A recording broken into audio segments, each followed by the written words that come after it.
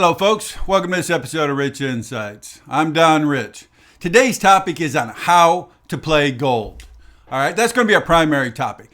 Our secondary topic is going to have to do with the Robinhood traders, right? Robinhood traders are being blamed for this recent run-up in gold. Bullpucky, right? They're partly to blame, but we're giving the Robinhood traders too hard of a time. So I want to address that here later in the show. But let's start here. Let's start with the fundamentals, right? If we want to think about how to play gold, we got to first understand why is it that gold is rallying so much. All right. So what is driving gold? Well, there's two reasons, right? Two reasons. Negative real rates of interest. Number one, negative rates and weak dollar. Those are interrelated, but it's those two things that are causing it. Now, what are negative real rates of interest? Well, the Fed has been cutting interest rates, right? The monetary policy, the Fed has been cutting interest rates. That's the nominal rate, right? From the nominal rate, then we subtract out inflation.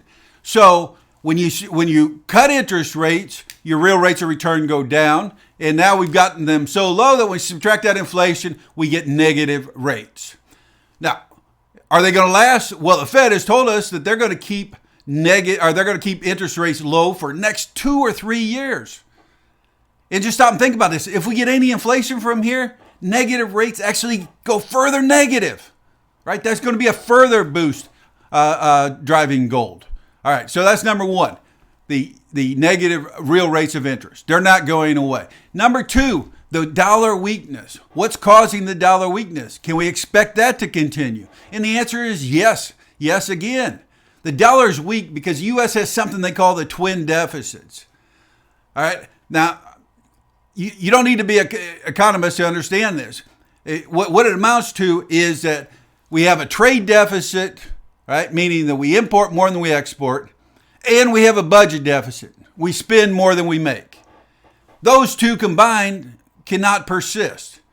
Those two cannot persist. We are not the first nation to try to do this in history. It's been tried several times. It never works. It always blows up. How does it blow up?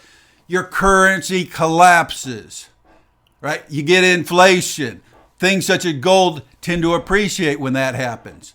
So the dollar weakness should continue. Negative real rates should continue. And that should keep interest in gold. So let's get back to the original question. How do we play gold? Well, first insight is we should probably be thinking about looking to buy all pullbacks. For a number of years here, looking to buy all pullbacks. All right. Now, after that, how do you actually buy gold? Well, buying physical gold itself is actually difficult, right? Whether we're talking about gold or oil, there is an ETF. It's called the GLD ETF. There is an ETF to buy physical gold, but it doesn't work real well. Just like buying physical oil doesn't track the price of oil real well. Now, to give you an idea, GLD is up about 30% since the March lows. 30%, all right? Another ETF called GDX is up over 90%. What's the difference between GDX and GLD? Well, GDX holds gold and silver mining companies, not the physical gold, the companies that produce the physical gold and silver. All right. So if how do you play this? Well, I much more prefer playing the individual securities, right? The producers, the miners, rather than the physical, right? That's point one. In the second, on top of that, if you don't want to buy the broad basket, if you don't want to buy something like GDX, and by the way, GDX isn't the only one.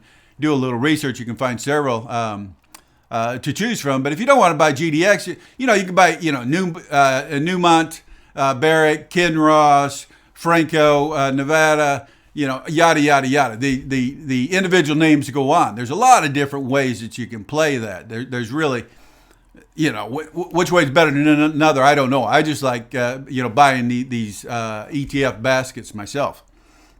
Okay, so how to play gold. Keep buying the pullbacks and buy the gold miners rather than gold itself, all right? Now, let's get to the Robinhood thing. This last push in gold, a lot of it's been blamed on the Robinhood traders. In fact, a lot of everything has been blamed on the day traders, the Robinhood traders. I'm here to call bullshit on that, right? Robinhood traders play a part, but they're getting blamed for way too much. And by the way, I've got enough gray hair here to remember when hedge funds were largely momentum players. Hell, what are CTAs today if they're not momentum players? So the fact that most of the Robinhood crowd is playing the momentum game, we're supposed to look down on them? Come on. That doesn't make any sense at all, right? The reason that we're shooting at them, why are we shooting at them? Take a look at this chart here. Here we have the performance of the favorite or the most popular retail trades. I call this a Robinhood Basket. It's not the official Robinhood Basket, but it's probably a pretty good proxy. We have the favorite hedge fund trades and the favorite long-only trades here. And, of course, the S&P 500. Look at the difference here. The Robinhood crowd is up 77% since the March lows. 77%. Compared to 62 for hedge funds, 57 for long-only managers, and 50 for the S&P. The Robinhood traders are kicking butt, right? And so we say, those are dumb traders. They're just day traders. They're momentum traders. Come on, people. What they're doing very well. Just like when the hedge fund industry started off, and they were the only ones with trading desks. They were the only ones with systematic strategies.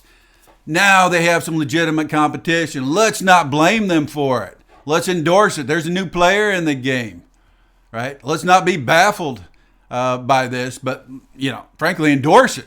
I think it's a very good thing. So that's our message for today. I'm Don Rich, and you just experienced a Rich Insight. I hope you've enjoyed it. May your beer be colder than the company you keep. We'll talk again soon. Thank you.